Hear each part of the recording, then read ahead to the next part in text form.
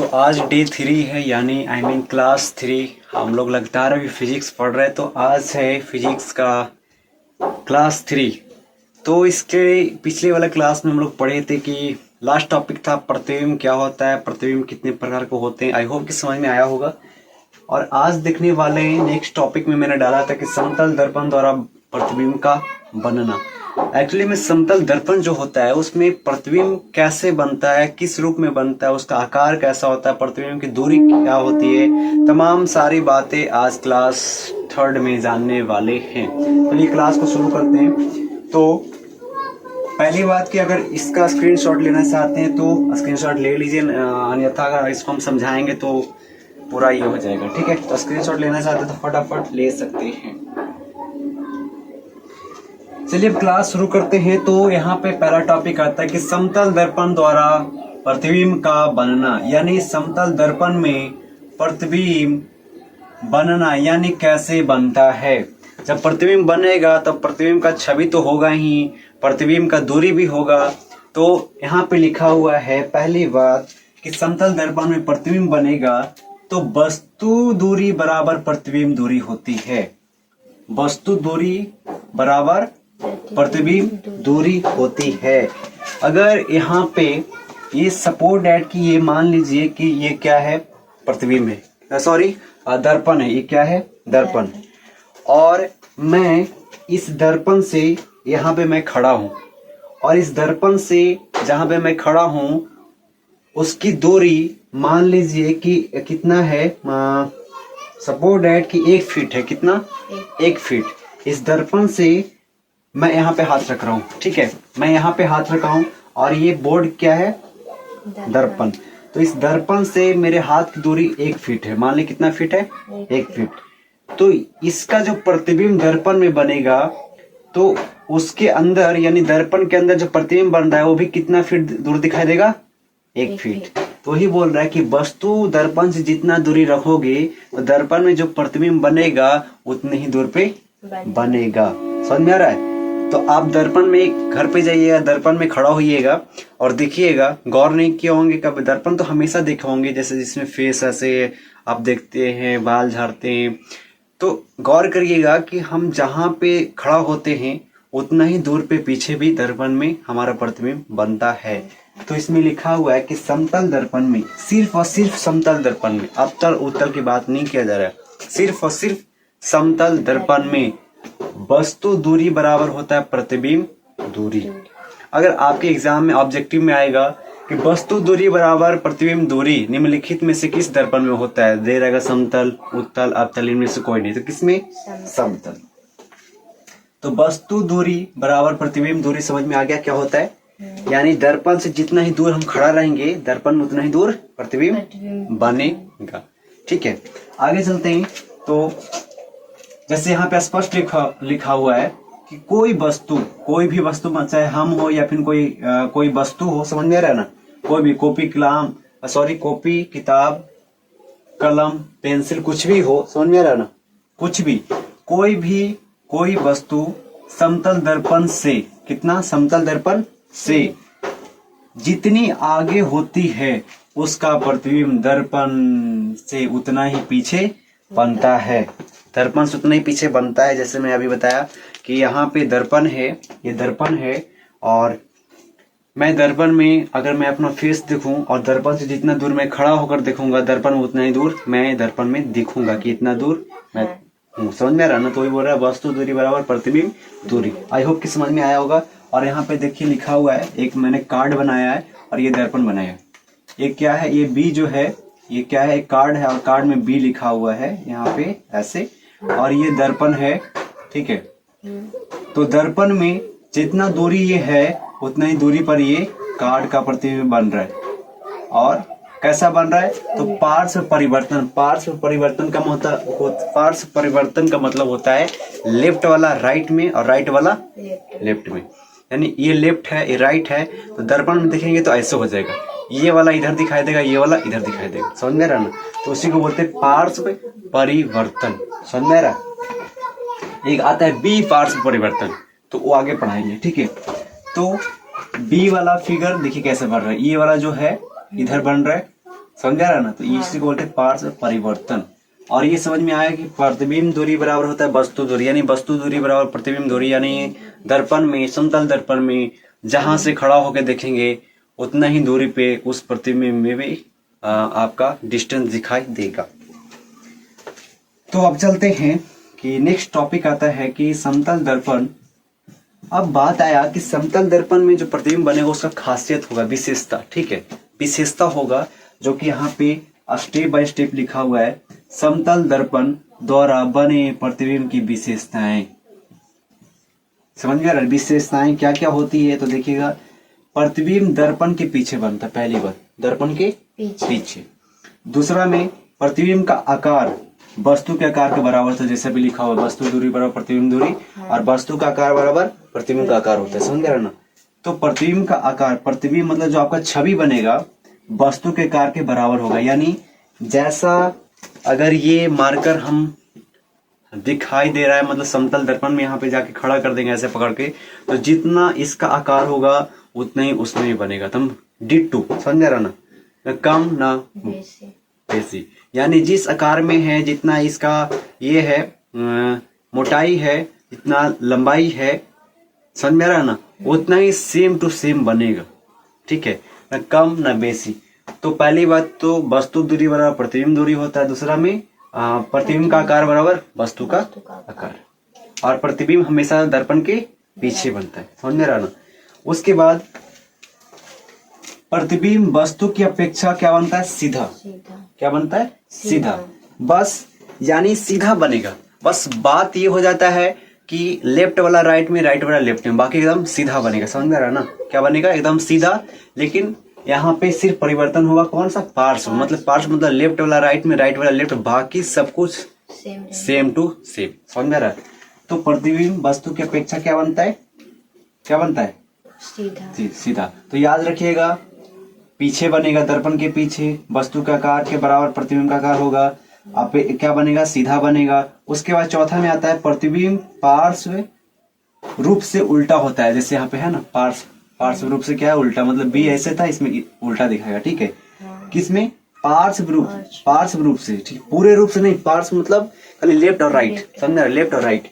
तो पार्श्व रूप से उल्टा होता है।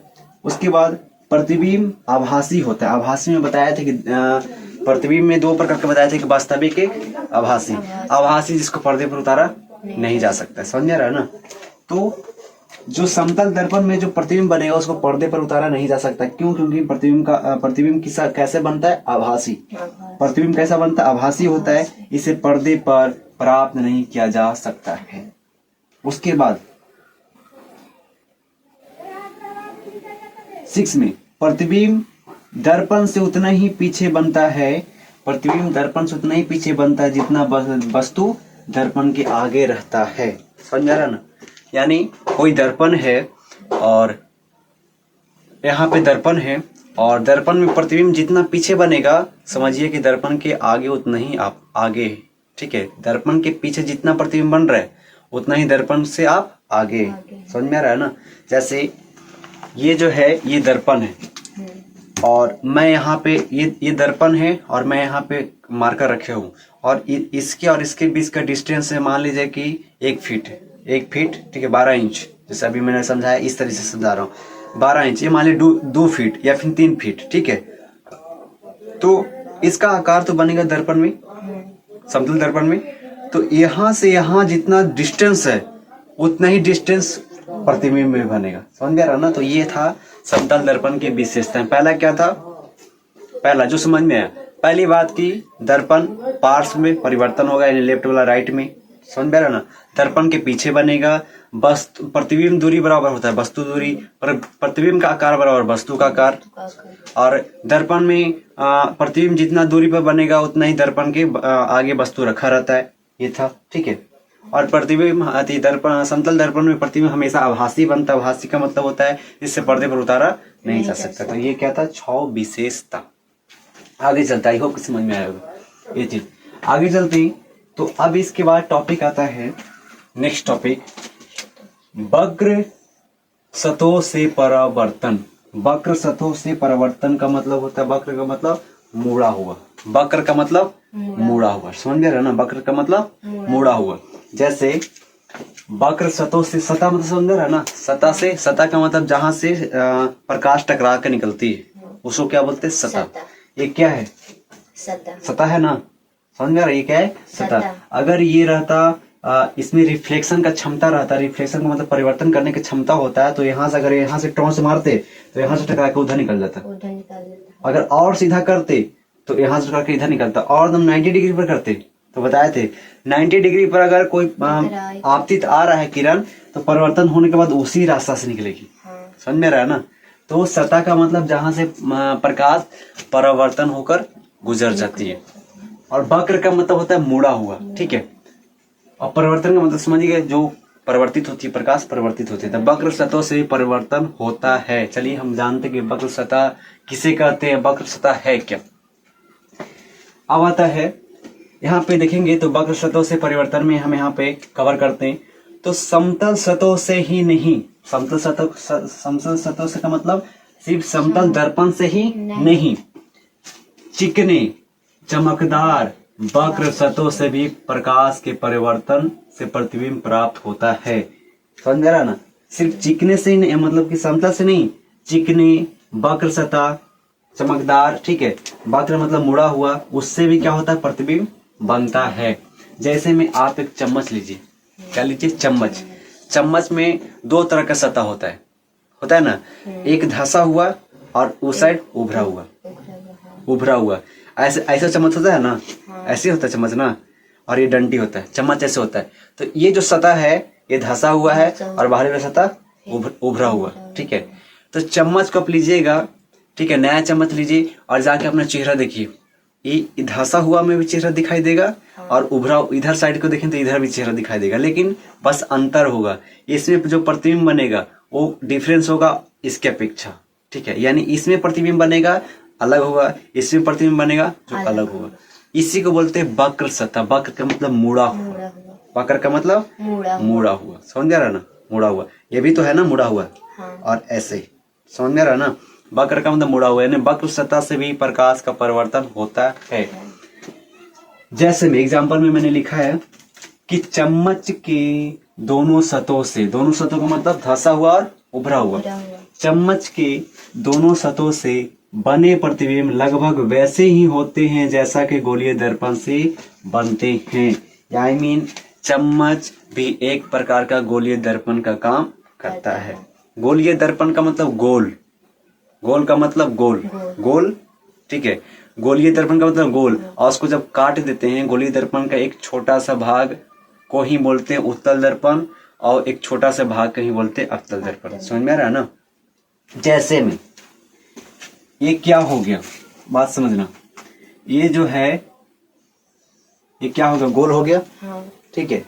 और ये जो गोल है क्या, शीशा का गोल है, शीशा मतलब ये जो गोल जो है क्या, किसका बना हुआ, शीशा का। और क्या है, खाली है, क्या है, खोखला, और खोखला है। इसको हम बाहरी क्या किए, रंग दिए, बाहरी क्या किए, रंग दिए। इसको पहले पटक के तोड़ दिए, पटक के तोड़े तो यहाँ से ये निकल गया चकनाचूर, यानी टूट गया, समझ में, ऐसे टूट गया। और ये वाला हिस्सा मैंने ऐसे लिख दिया, ऐसे, और इधर क्या किया, रंग दिया, समझ में आ रहा है ना। जब इधर रंग दिया तो एक दर्पण बन गया। इस दर्पण का नाम पता क्या है, उत्तल। उत्तल में क्या होता है कि परावर्तक सतह इसका किधर है, इधर की इधर, परावर्तक सतह मतलब कहाँ से प्रकाश परिवर्तन होगी, इधर से किधर से, इधर से ना।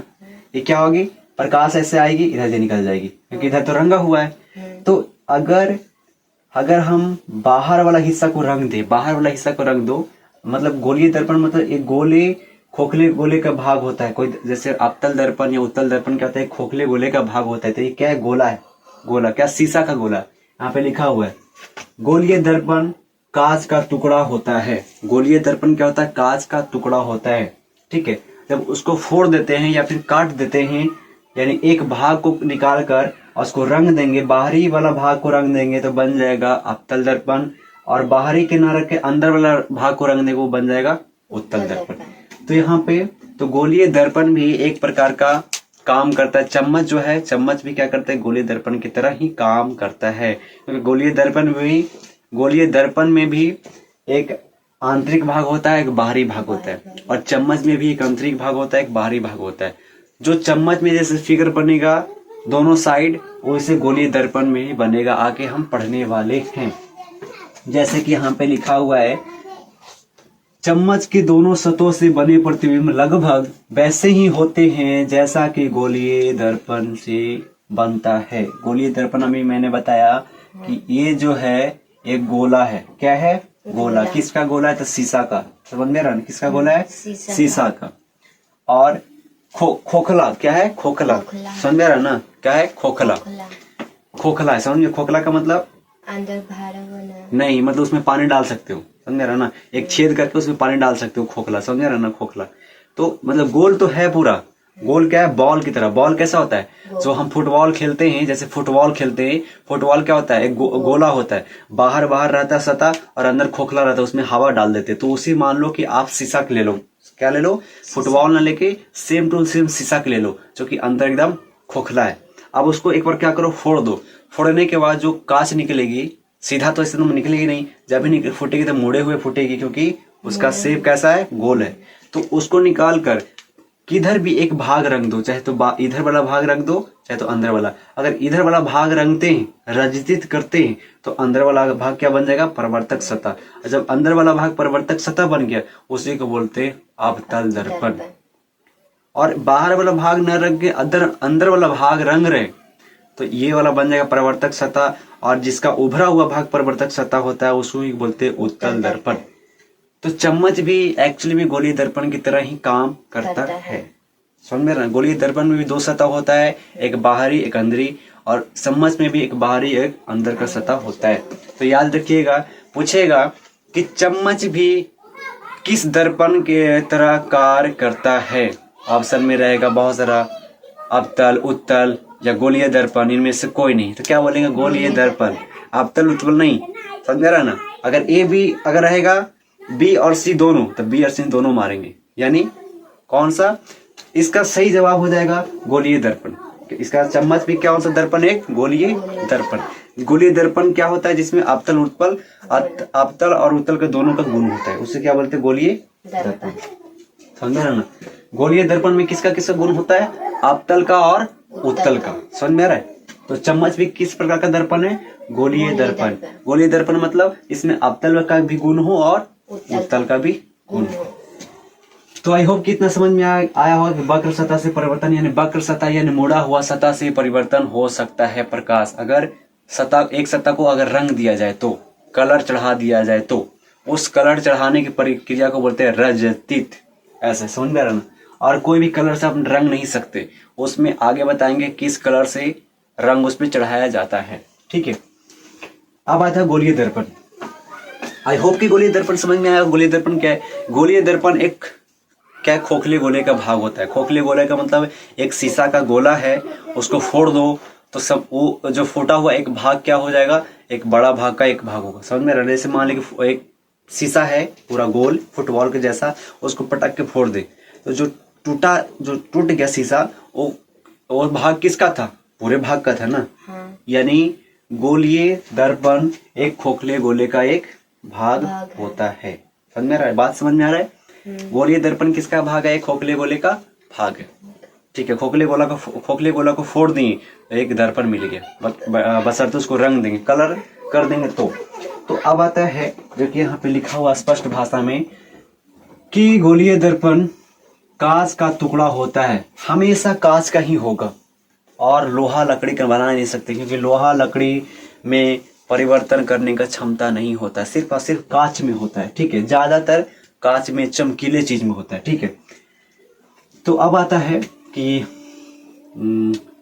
हाँ, गोलीय दर्पण कांच का टुकड़ा होता है, ये लिख लेना। ठीक है, अब आता है कि गोलीय दर्पण उस दर्पण को कहते हैं जिसकी परावर्तक सतह किसी खोखले गोले का एक भाग होता है। यानी गोलीय दर्पण उस दर्पण को कहते हैं जिसकी परावर्तक सतह का मतलब जहां से प्रकाश परिवर्तन हो जाए। परावर्तक सतह का मतलब जहां से प्रकाश आए और टकरा के निकल जाए, तो ये क्या हो जाएगा? परावर्तक सतह। यानी यहाँ से प्रकाश आया और यहाँ से टकरा के निकल गया, तो ये जो हो गया, ये क्या हो गया? परावर्तक सतह। या फिर क्या, कौन सा बिंदु? आपतित बिंदु। क्या होगा? आपतित बिंदु, यानी जो किरण आ रहा है इसको जहाँ जिस बिंदु पर टकराएगा उसको आपतित बिंदु, और उसी बिंदु से फिर निकल जाएगा प्रकाश। और जो सतह होगा, जिस सतह से टकराएगा उसी को बोलते हैं परावर्तक सतह। तो समतल में भी परावर्तक सतह होता है, उत्तल में भी सब परावर्तक सतह होता है, और अवतल में भी परावर्तक सतह होता है। तो गोलीय दर्पण क्या होता है? कांच का एक टुकड़ा होता है। समझ में आ रहा है? यहाँ पे लिखा भी है कि गोलीय दर्पण उस दर्पण को कहते हैं जिसकी परावर्तक सतह किसी खोखले, क्या खोखले, भरा हुआ नहीं, खोखले गोले का एक भाग होता है। जैसे में ये मैंने बनाया, तो क्या बनाया? खोखला। क्या बनाया? खोखला। अब इसको मार के पटक के तोड़ दे तो ये मान कि ये भाग टूट के निकल गया। कौन सा भाग? ये भाग, ये वाला। ठीक है, बात समझो। ये क्या था? खोखला गोला। इसको तोड़े तो क्या होगा? टूट कर ये भाग निकल गया। क्या भाग? ये भाग। मान लीजिए कि यहाँ से आपको नहीं, यहाँ से निकल गया, ये वाला भाग निकल गया, ये भाग, तो ये भी तो से मुड़ा हुआ है ना। अब ये वाला भाग निकल गया तो ये भी एक मुड़ा हुआ है कि नहीं? अब भाग टूट गया। अब तोड़ने के बाद हम बाहर बाहर इसको रंग दिए। क्या कर दिए? रंग दिए। बाहर बाहर रंग दिए तो बच गया क्या है? अंदर वाला भाग। अंदर वाला, तो अंदर वाला भाग क्या बन गया? परावर्तक सतह। यानी प्रकाश की किरणें आएगी और इस सतह से टकरा के निकल जाएगी। तो जो परावर्तक सतह धंसा हुआ हो, यानी अंदर की ओर हो, अंदर की ओर हो, उसे बोलते हैं अवतल। ठीक है, और इसको मान लीजिए कि ये भी एक है, क्या है? ये भी। आके बाहर न रंग के हम अंदर रंग दे। कहाँ? अंदर। तो ये उभरा हो गया ना, उभरा हुआ यानी बाहर। जिसका परावर्तक सतह बाहरी हिस्सा हो यानी उभरा हुआ हो, उसी को बोलते उत्तल दर्पण। यानी गोलीय दर्पण कितने प्रकार के? दो प्रकार के, अवतल दर्पण और उत्तल दर्पण। अवतल दर्पण किसे कहते हैं? तो अवतल दर्पण उस दर्पण को कहते हैं जिसकी परावर्तक सतह क्या हो? अंदर की ओर या फिर धंसा हुआ। जैसे ये जो है अवतल दर्पण, ये क्या है? अवतल दर्पण। इसकी परावर्तक सतह क्या है? अंदर की ओर है ना। ये काला काला क्या हुआ? यानी बाहर की ओर क्या हुआ है, और ये क्या है? अंदर की ओर। तो जिसका परावर्तक सतह अंदर की ओर या फिर धंसा हुआ, इसी को बोलते हैं ना धंसा हुआ। धंसा हुआ हो उसे क्या बोलते हैं? अवतल दर्पण। और उत्तल दर्पण किसे कहेंगे? उत्तल दर्पण किसे कहेंगे? जिसकी सतह उत्तल दर्पण किसे कहेंगे जी? उत्तल दर्पण उस दर्पण को कहते हैं जिसकी परावर्तक सतह याद रखना, परावर्तक सतह बाहर की ओर या उभरा हुआ। सही लिखा है। कलर भरा हुआ नहीं, यहाँ पे जो कलर किया हुआ गलत कलर किया हुआ है। जिसकी परावर्तक सतह बाहर की ओर है ना, बाहर की ओर हम रंग दिए। ध्यान नहीं गया आप सबको? परावर्तक सतह आप उत्तल दर्पण किसे बोलते हैं? उत्तल दर्पण उस दर्पण को कहते हैं जिसकी परावर्तक सतह बाहर की ओर हो या फिर उभरा हुआ। तो हम बाहर ही रंग दिए, गलत रंगा हुआ है ना। तो कलर होगा कहाँ? अंदर की ओर ना। अंदर की ओर। ये बाहर की ओर अगर रंग दिए तो फिर हो गया अंदर की ओर। तो दोनों तो सेम है ना। तो क्या होगा? अंदर की ओर होगा। हम सोचे कि किताबों में ऐसे है। नहीं, सोचना नहीं है। गलत तो गलत, क्योंकि आपका जो परिभाषा कह रहा है उसके अनुसार तो ये तो ये रूल फॉलो ही नहीं कर रहा है। तो इसका रंगा होगा किधर? अंदर की ओर। अंदर की ओर रहेंगे तो अंदर की ओर रंगेंगे तब तो बाहर की ओर खाली रहेगा। तो जिसका परावर्तक सतह बाहर की ओर या फिर उभरा हुआ हो उसको बोलते उत्तल दर्पण। जैसे यहाँ पे फिगर पड़ा हुआ है ऐसे। ए बी क्या है? दर्पण है। ए बी क्या है? दर्पण है। पी क्या है? यहाँ पे इसको बोलते हैं, पी क्या बोलते हैं? इसको बोलते हैं ध्रुव। क्या बोलते हैं? पी से कहते हैं ध्रुव। ठीक है, और ये क्या है? ये क्या है? फोकस है। और ये है सेंटर। ये क्या है? सेंटर। समझ रहा ना? ये क्या है? फोकस। और ये क्या है? ध्रुव पी। और ये क्या है? सेंटर। इसमें सेम होगा। ये भी दर्पण है। ये पी क्या है? यहाँ पे ध्रुव है। ये क्या है? फोकस दूरी। और ये क्या है? सेंटर है। समझ रहा ना? यानी यहाँ इसको गोल कर देंगे ना, ऐसे गोल कर देंगे, ये क्या बन जाएगा? ये सेंटर बन जाएगा। बात समझ में आ रहा ना? सेंटर क्या होता है? जो पूरे गोल दर्पण को, गोलीय दर्पण को, यानी खोखले गोले का भाग जो है ना, उसके बीच को बिंदु को क्या बोलते हैं? सेंटर। यानी इसका क्या होगा? ये सेंटर होगा। ये चारों पट्टी इसका जो हिस्सा था जो टूट गया, समझा? टूट के बाहर निकल गया। तो ये था अवतल दर्पण और उत्तल दर्पण। आई होप कि समझ में आया होगा। इसके बाद नेक्स्ट टॉपिक पढ़ने वाले हैं कि गोलीय दर्पण के बारे में मतलब जानेंगे कि ध्रुव क्या होता है, वक्रता केंद्र क्या होता है, ये सब ठीक है। फोकस दूरी क्या होता है नेक्स्ट अभी जानने वाले हैं। तब तक के लिए आप स्क्रीनशॉट इसको ले सकते हैं।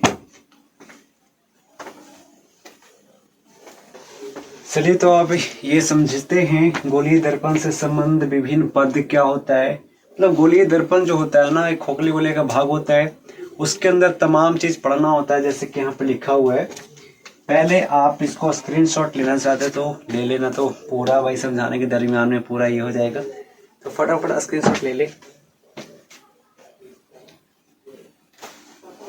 तो अब क्या होता है ना कि अब चलिए इसको देखते हैं कि गोलीय दर्पण से संबंधित विभिन्न पद। विभिन्न का मतलब अनेक पद, पद का मतलब जो मतलब बिंदु, मतलब इसमें बहुत सारे बिंदु होते हैं, बहुत सारे पद होते हैं जो कि हम जानेंगे कि क्या होता है। इस बिंदु को क्या कहते हैं, इस बिंदु को क्या कहते हैं, इसको क्या कहते हैं, चलिए जानते हैं। तो ये जो है एक क्या है, खोखला गोला है। क्या है, खोखला गोला है। खोखला गोला को क्या किए, यहाँ से रंगा हुआ है, यहाँ से और यहाँ तक रंगा हुआ है, तो ये बन गया क्या, कौन सा, अवतल। और अंदर जो रंग दिया और बाहर जो छोड़ दिया उसको बन गया उत्तल। तो यहाँ से यहाँ रंगा हुआ। अब देखिएगा कि इसमें गोलीय दर्पण में, हालांकि गोलीय दर्पण यहाँ से और यही दोनों है, यहाँ से यहाँ और यहाँ, ये गोलीय दर्पण। बाकी जो ये पूरा देख रहे हो ये एक खोखले गोले का भाग है, सॉरी खोखले गोला है। अब खोखले गोला में क्या क्या होता है, यहाँ बीच में क्या होता है, सेंटर होता है, जिसको सी से लिखते हैं, जिसको नाम क्या है, जिसका नाम क्या है, वक्रता केंद्र। वक्रता केंद्र यानी गोलीय खोखले गोले का जो मध्य बिंदु को क्या बोलते हैं, खोखले गोले के मध्य बिंदु को क्या बोलते हैं, वक्रता केंद्र यानी सी। समझ में आ रहा है। अब आता है ये क्या है, कलाई। क्या लिखा हुआ, कलाई। कलाई का मतलब रंगा हुआ, ये जो है ना ये वाला, ये सब ये क्या क्या हुआ, कलाई किया हुआ, यानी जहां जहां रंगा हुआ है सिर्फ वही दर्पण है। यहाँ से रंगा हुआ है, यहाँ से लेकर यहाँ तक, तो यही दर्पण है, यही दोनों दर्पण, ठीक है। और ये सब दर्पण नहीं है, यानी यहाँ से लेकर यहाँ जितना ही दर्पण नहीं है, क्योंकि ये एक क्या है, कांच है। क्या है, कांच, शीशा है। लेकिन अगर इसको भी रंग देंगे तो ये भी दर्पण बन जाएगा। और यहाँ से यहाँ ये क्या है, दर्पण है नहीं, कि ये क्या है, एक खोखले गोले का पार्ट है, हिस्सा है, यानी कांच है। अब क्या होता है, परावर्तक सतह बताए हैं कि जहां से प्रकाश परिवर्तित होती है। तो अवतल दर्पण का परावर्तक सतह क्या होता है, अंदर की ओर होता है ना, और उत्तल दर्पण का परावर्तक सतह बाहर की ओर। और ये जो लाइन है यहाँ से लेकर यहाँ तक, इसको बोलते हैं प्रधान अक्ष। क्या कहते हैं, प्रधान अक्ष। और हर दर्पण का अपना अपना ध्रुव होता है। क्या, अपना अपना ध्रुव। ध्रुव यानी पी, यानी ये वाला। दर्पण का मध्य बिंदु को क्या बोलते हैं, ध्रुव। दर्पण के मध्य बिंदु यही ना है, इसको क्या बोलते हैं, ध्रुव। यानी ऊपर से इधर इसके बीच में, यानी यहाँ से लेकर यहाँ इसके बीच में क्या बोलते हैं, ध्रुव। यहाँ से लेकर यहाँ इसके बीच में क्या बोलते हैं, ध्रुव। ध्रुव को पी से लिखते हैं, समझ में आ रहा ना। और ये जो लाइन है ध्रुव और वक्रता के सी को मिला रहा है ना, ये लाइन यहाँ से लेकर ये वाला, इसको बोलते हैं प्रधान अक्ष या फिर मुख्य अक्ष। प्रधान अक्ष या फिर मुख्य अक्ष। तो ये था। अब चलते इसको स्टेप बाय स्टेप। यहाँ पे लिखा हुआ है कि ध्रुव क्या, ध्रुव कौन सा, ये वाला ना, ध्रुव यानी पी। ध्रुव यानी पी, ये वाला पी और ये वाला पी है ना। अवतल दर्पण में पी होता है और उत्तल दर्पण में भी पी होता है, यानी हर एक दर्पण में अपना अपना ध्रुव होता है। तो दोनों ध्रुव एक ही कहलाएगा। डिस्क्रिप्शन क्या है कि गोलीय दर्पण, एक क्या है, गोलीय दर्पण। ये पूरा नहीं, ये क्या हो गया, खोखले गोले हो गया। गोलीय दर्पण जहाँ से पेंट किया हुआ है, कलाई किया हुआ है, यानी यहाँ से यहाँ तक और यहाँ से यहाँ तक, गोलीय दर्पण। अवतल दर्पण और उत्तल दर्पण एक प्रकार का कौन सा दर्पण है, तो गोलीय दर्पण। गोलीय दर्पण में दोनों आ जाएगा, कौन कौन, अवतल और उत्तल। तो गोलीय दर्पण, गोलीय दर्पण के मध्य बिंदु, गोलीय दर्पण कौन है, इसके और इसके मध्य बिंदु ही ना है, इसके और इसके ये। तो गोलीय दर्पण के मध्य बिंदु को दर्पण का क्या कहते हैं, ध्रुव कहते हैं, यानी पी।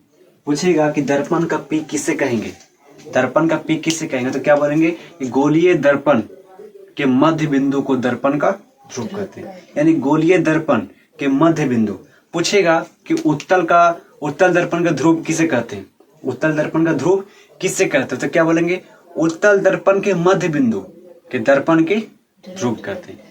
लेकिन उत्तल और अवतल ना पूछे, बोलिए गोलीय दर्पण, तो क्या बोलेंगे गोलीय दर्पण के मध्य बिंदु, गोलीय दर्पण के मध्य बिंदु, चाहे ये वाला चाहे ये वाला, मध्य बिंदु को क्या बोलते हैं दर्पण का ध्रुव कहते हैं, यानी पी।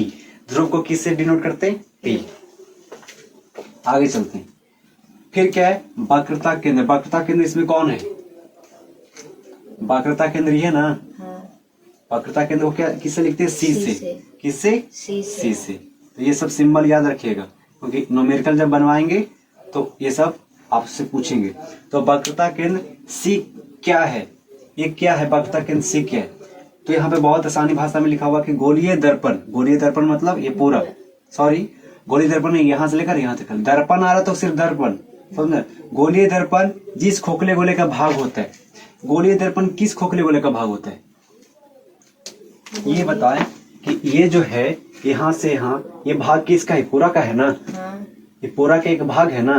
तो गोलीय दर्पण यानी ये वाला दर्पण ये पूरा हिस्सा है, पूरा हिस्से का कोई एक हिस्सा है, समझ में रहा ना। जैसे हम बोले कि एक झोला में रखा हुआ 100 का सिक्का, 100 रुपए का क्या रखा हुआ है सिक्का, तो उसमें से हाथ, उस झोला में हाथ डाले और कुछ सिक्का निकाल ले, तो पूछे ये सिक्का किसका भाग है, तो बोलेंगे ये सिक्का उसी का भाग है जो झोला में 100 रुपया का सिक्का रखा हुआ था, उसी में से क्या किए निकाले। तो ये जो पूरा गोल है, गोल में से एक भाग रंग दिए तो बन गया गोलीय दर्पण, जबकि गोलीय दर्पण पूरा खोखले गोले का एक भाग है, समझ में आ रहा, एक पार्ट है इंग्लिश में।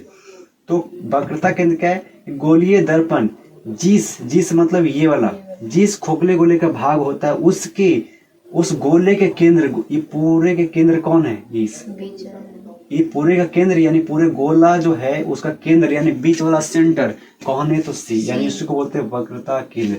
यानी गोलीय दर्पण जिस खोखले गोले का भाग होता है उस गोले के सेंटर को यानी उस गोले के मध्य बिंदु को क्या बोलते हैं, दर्पण का क्या बोलते हैं, वक्रता केंद्र बोलते हैं, ठीक है।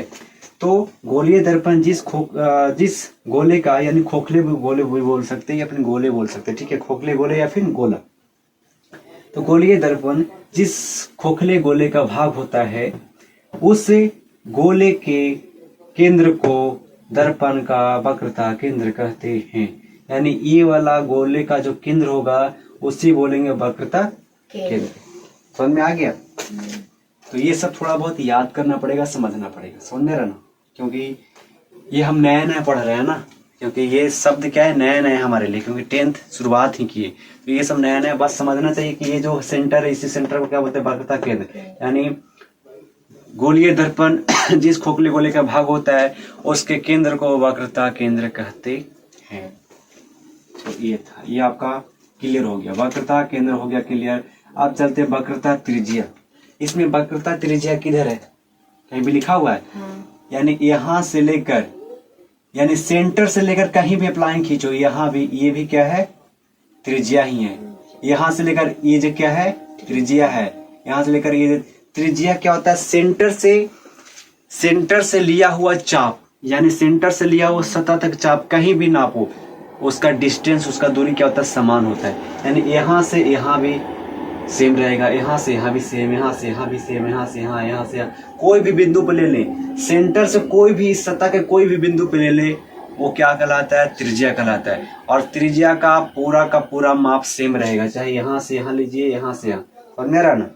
तो ये क्या है, यहाँ से जो डॉट डॉट करके लिए थे क्या था त्रिज्या, हम पूरा ले सकते हैं, डॉट डॉट खाली दर्शाया गया, सी समझ रहा ना।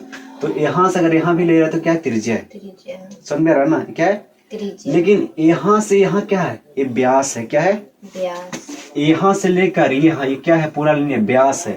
अगर मान ली जाए एकदम सीधा, व्यास क्या होता है एकदम सीधा, जैसे हम यहाँ पे ले एक गोला, क्या ले गोला, और ये क्या है सेंटर, पूरा मतलब गोला है, बढ़िया से नहीं बना है, ठीक है ये गोला है।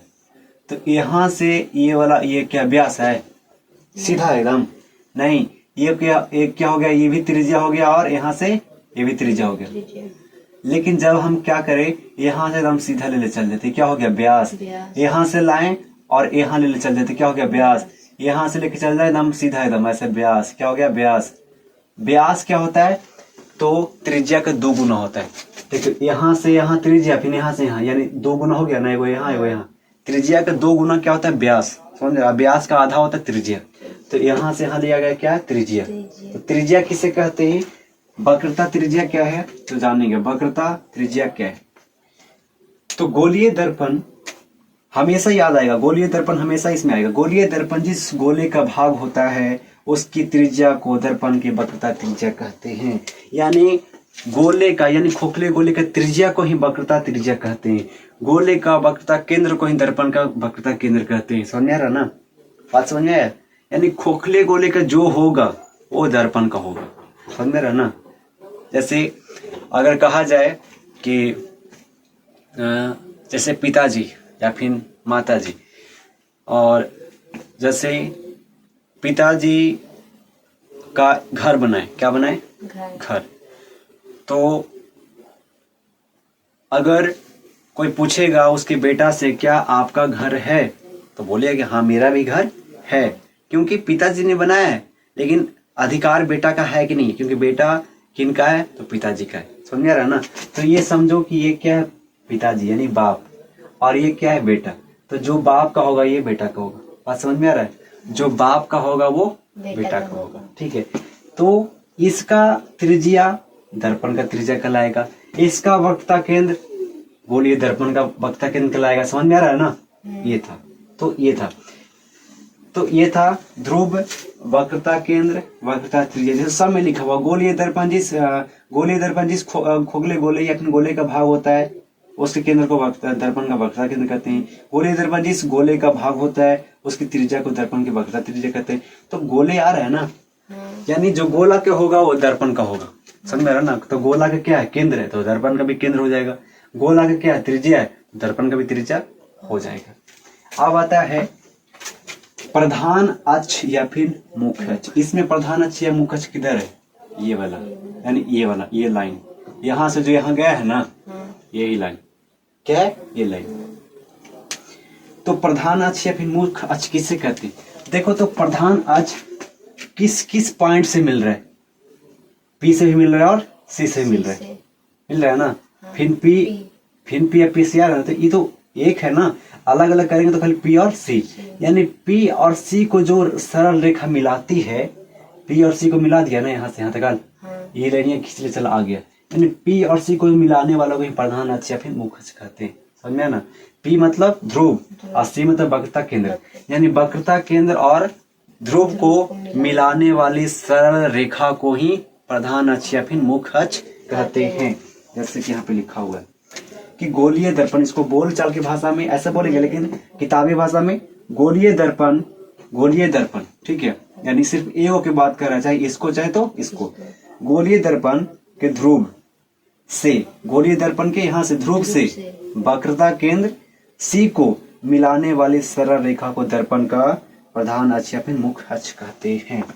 जैसे मैं इसको मिटा रहा हूं, जैसे मैंने एक गोलीय दर्पण बनाया, ये क्या बना दिया, गोलीय दर्पण।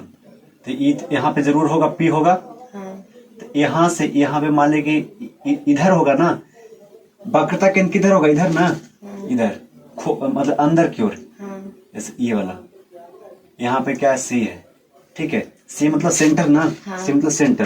देखो ये सेंटर है ना पूरा का। तो इसको और इसको जो मिलाएगा ये रेखा, ये जो मिलाया, इसी को बोलते प्रधान अक्ष या फिर मुख्य अक्ष। यानी पी और सी को क्या किया, मिला दिया।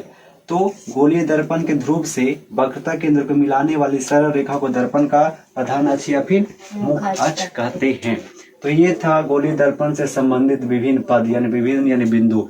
ध्रुव क्या है, वक्रता केंद्र क्या है, फिर यहाँ से यहाँ ये त्रिज्या क्या है, समझ रहे। परावर्तक सतह तो बता दिए, कलाई क्या, कलाई मतलब रंगा हुआ, प्रधान अक्ष क्या है। तो ये था कुछ पॉइंट जो कि एग्जाम में बहुत ही आता है, लगभग अधिकतर साल पूछता है इसके बारे में। तो ये याद रखेंगे, बहुत ही इंपॉर्टेंट होने वाला है, 2 नंबर का जरूर ये आता है। अब आगे चलते हैं, गोलीय दर्पण का फोकस या फोकस दूरी।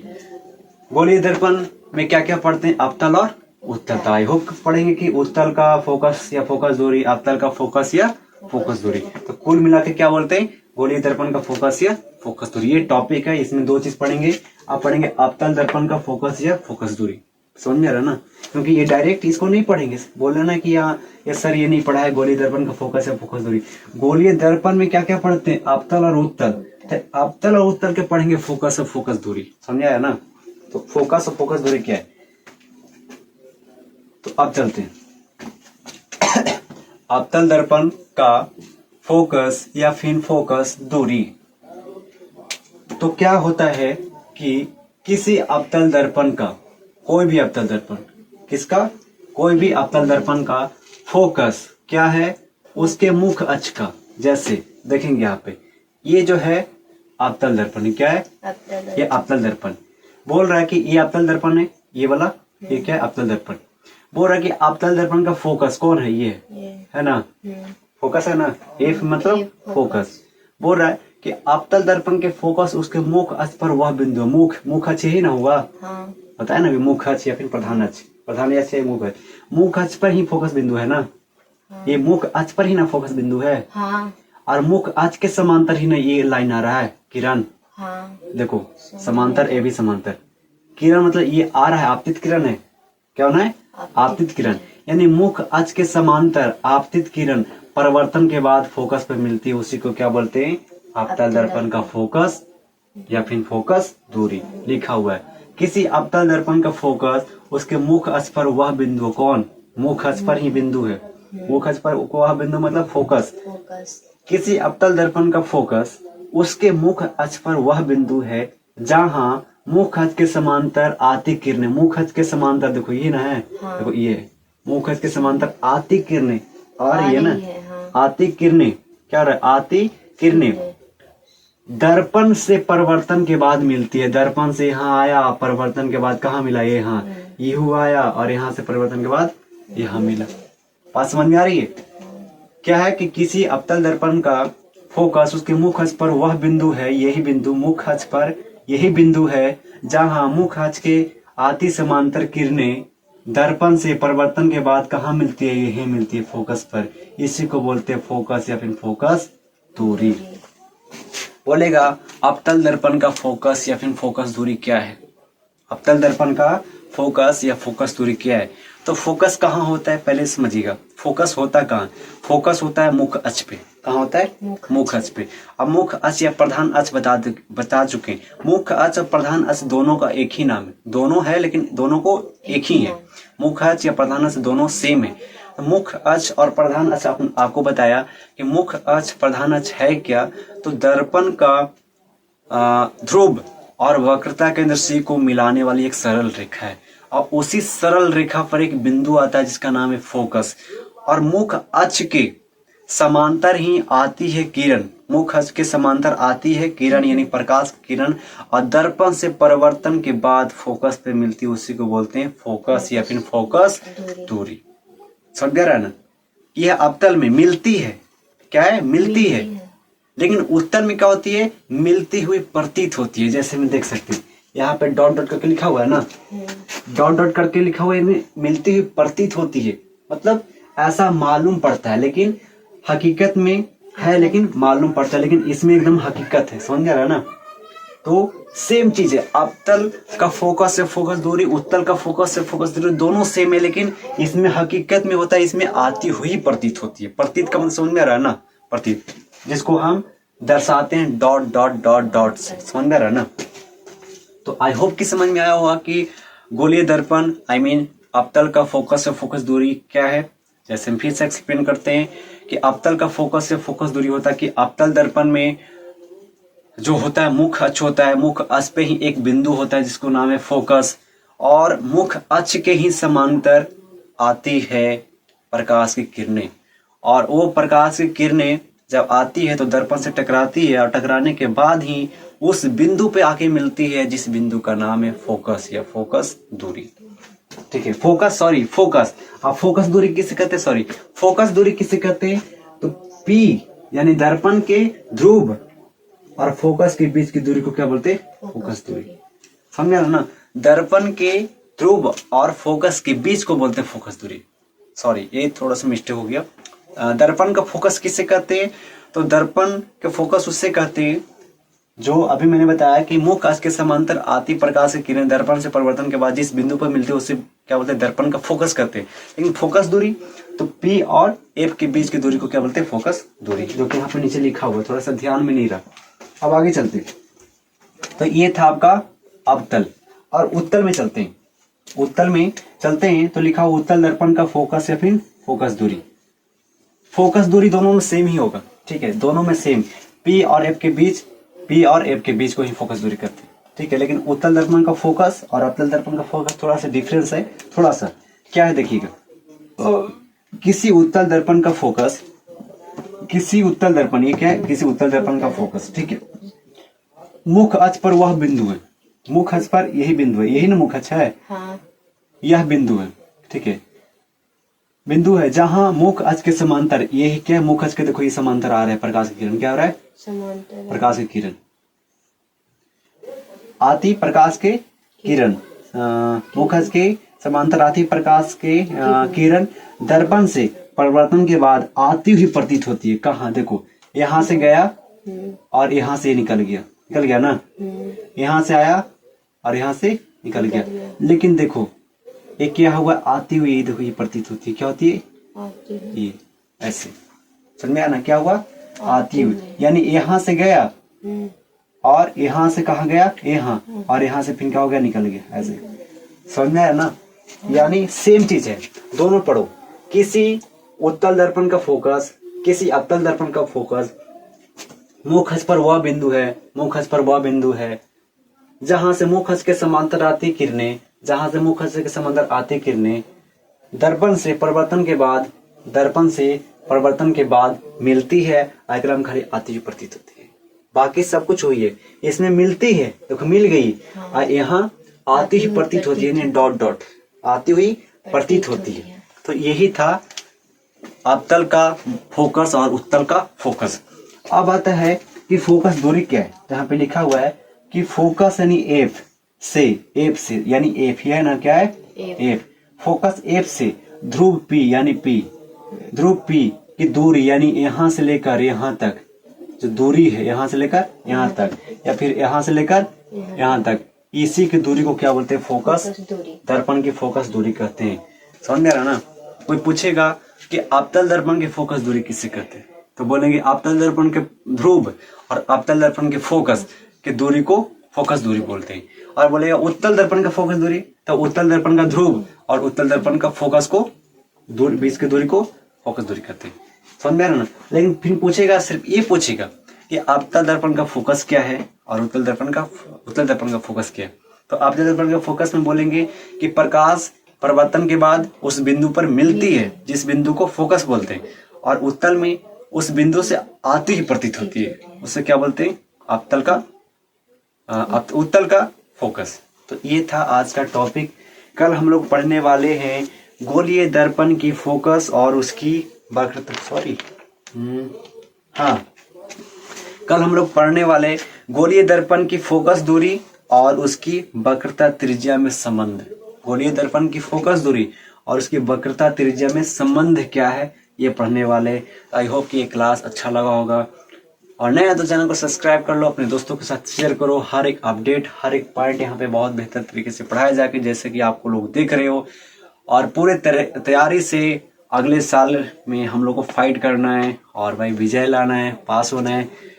तो फिर कंटिन्यू क्लास करते रहो। फिर मिलते हैं नेक्स्ट वीडियो में, नेक्स्ट क्लास में, डे 4 में।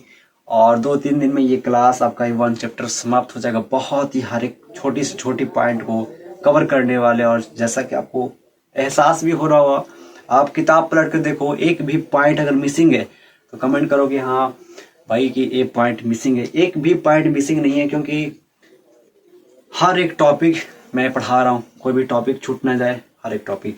इसमें न्यूमेरिकल के साथ मैं सब्जेक्ट को, इस चैप्टर को समाप्त करूंगा। तब तक लिए बने रहो, और नए हो तो चैनल को सब्सक्राइब कर लेना। फिर से बोल रहे, यहाँ पे चैनल का नाम है वायरल ब्रो क्लासेस, और अपने दोस्तों के साथ शेयर करो, लाइक वाइक मार दो, सब्सक्राइब कर लेना। मिलते हैं नेक्स्ट वीडियो में, तब तक लिए जय।